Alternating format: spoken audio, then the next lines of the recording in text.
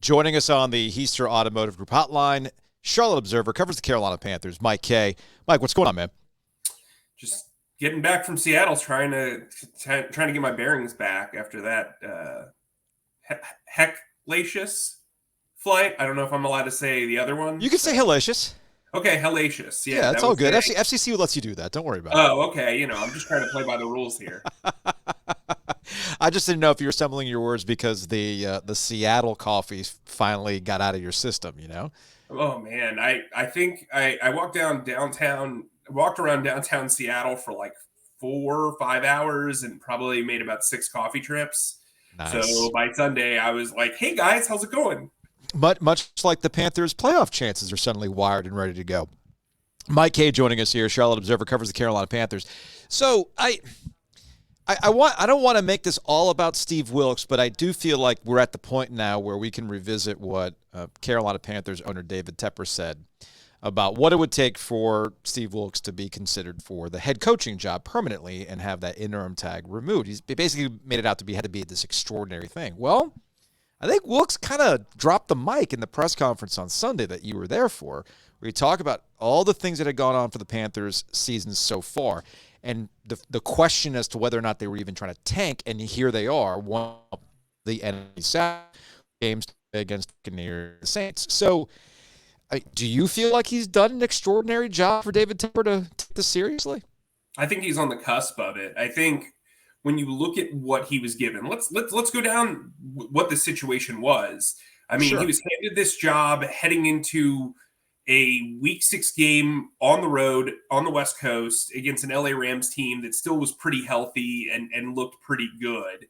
Then he had his top wide receiver, or his number 2 wide receiver, Robbie Anderson, traded after a tirade on the sideline. Mm-hmm. Then within days, their best player, Christian McCaffrey, was traded for several draft picks. In my opinion, the right move. Sure. From there, you've had several coaching staff revisions. Matt Rule's taken some guys to Nebraska. But I think if you look at the results, good riddance, right? So Steve Wilks has also dropped some guys off the staff on his own doing. And so I think when you look at what Steve Wilks in this locker room has overcome, now Matt Rule went out there and said that he never lost the locker room. And I think from a straight definition standpoint, that is fair. Was he everybody's favorite guy? No. But I think from a locker room perspective, Steve Wilks has been able to up the juice in there. And I think they really do believe in him. I talked to Justin Burris, who played for him in Cleveland in 2019, and he really emphasized the fact that Steve Wilks is the type of guy you want to go to war for. Mm-hmm. And several other players said that, Shaq Thompson, and there have been guys throughout the weeks who have said it, not just with this Seattle. It's easy to say that after a win, right? After losses, guys have really stood by Steve Wilks. And something Sam Darnold has consistently said is that Steve is very honest with them. Whoops, as I hit my computer. That's really important. I asked Steve yesterday, he's also been a guy who hasn't given up on players. When Shi Smith made mistakes, when Eddie Pinheiro made mistakes, when PJ Walker was horrific against the Bengals, he stood by all 3 of these guys, and look what's happened. They followed through and paid off his decision-making. So I think if you're David Tepper, a guy who was upset about a sea of red in Matt Rule's final regular season game, oh, by the way, Steve Wilks is 3-0 at home. He's 4-4 in 8 games. Matt Rule went 5-11 and 5-12 in his first 2 seasons.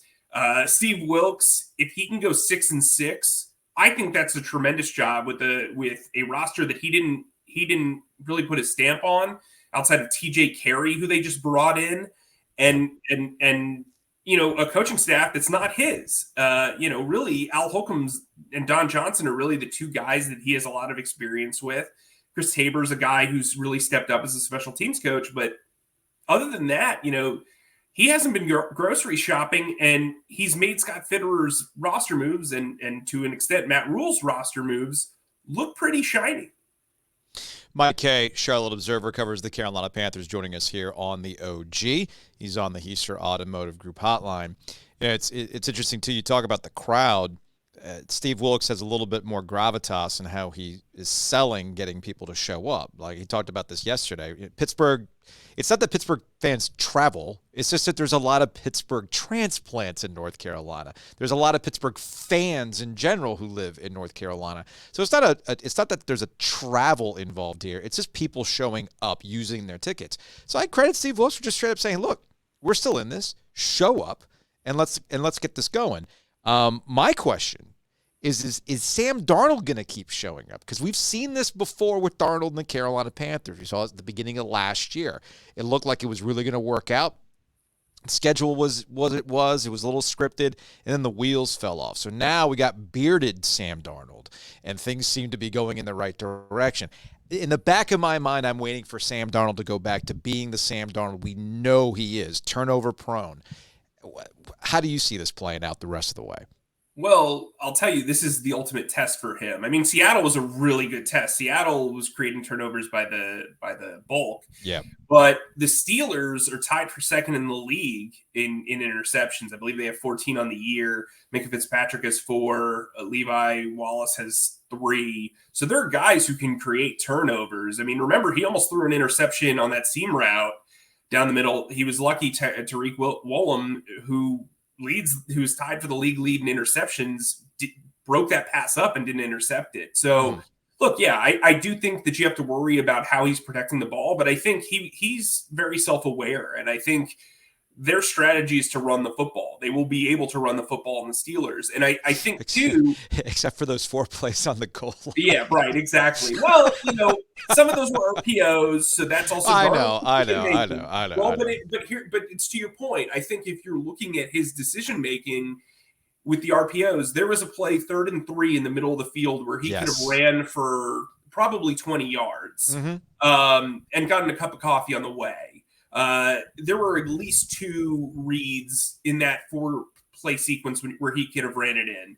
I got a lot of pushback on this, but he's built like a linebacker. He's 6'3", he's 220 pounds. I saw you tweet that, and I was shocked at how people react. I mean, I know there's cliches. When Sam Darnold runs, he's sneaky athletic. But I mean, come on, it's almost 2023. We know some of these white dudes can run. All right, we live in a world of Josh Allen, for heaven's sake. So come on now. But not only can he run, when he can run over people. Like there was a linebacker, I think it was Cody Barton, that was in his way.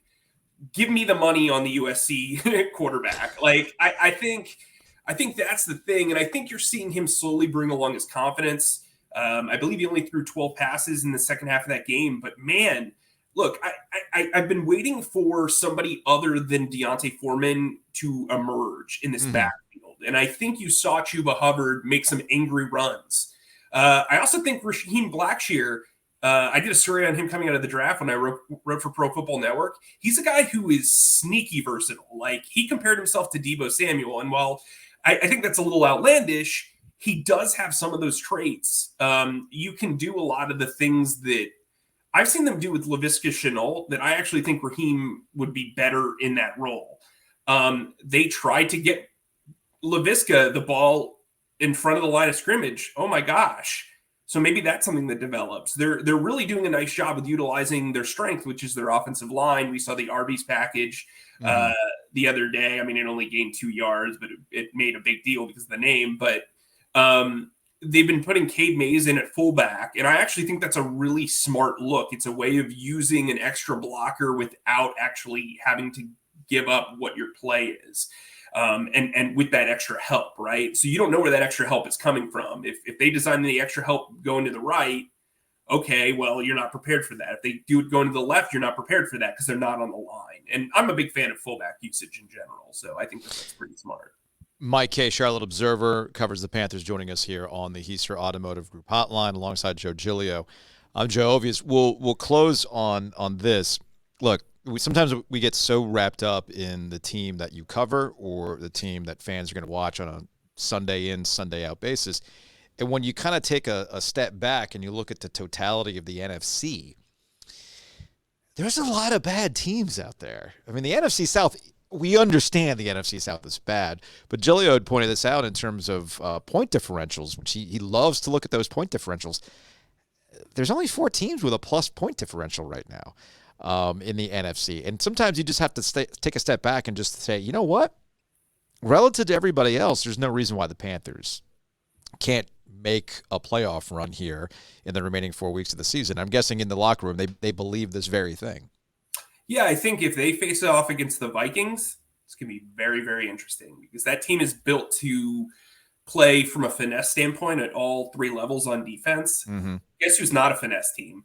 Guess who's playing bully ball right now? And that's the Panthers. Listen, the last game that I covered for Pro Football Network was week 2, the Eagles Monday Night Football game against the Vikings, where they just ran all over them and just destroyed them. The Eagles are a legitimate contender. I come from covering them. I covered them for 4 years. I'm a big believer in Nick Sirianni. I think if Steve Wilks isn't the head coach next year, I think the guy who is probably their offensive coordinator, Shane Steichen. But outside of the Eagles and maybe the Cowboys, I see a lot of really flawed teams. The Cowboys, too. I mean, look, Houston. The Cowboys have 2 flaws. They got an unreliable Dak Prescott, and they also have Mike McCarthy as their head coach. So well, I know Jerry Jones is their GM. But yes. Well, there's that, too. That, too. But to wrap this all up, I think when you can play bully ball in November and December, you can really play bully ball in January. And so with this team believing in itself and with Steve Wilks doing what he's doing, especially in this version of the NFC, if they can go on a run and they can catch fire at the right time, I mean, look, if they win 3 of their next 4 games and get into the playoffs, I wouldn't count them out, especially at home, because Panthers fans are going to be there for a home playoff game. Yeah, they'll show up for that. Mike Kaye, Charlotte Observer, covers the Panthers. We appreciate the time, man. We'll talk to you later. Thanks for having me.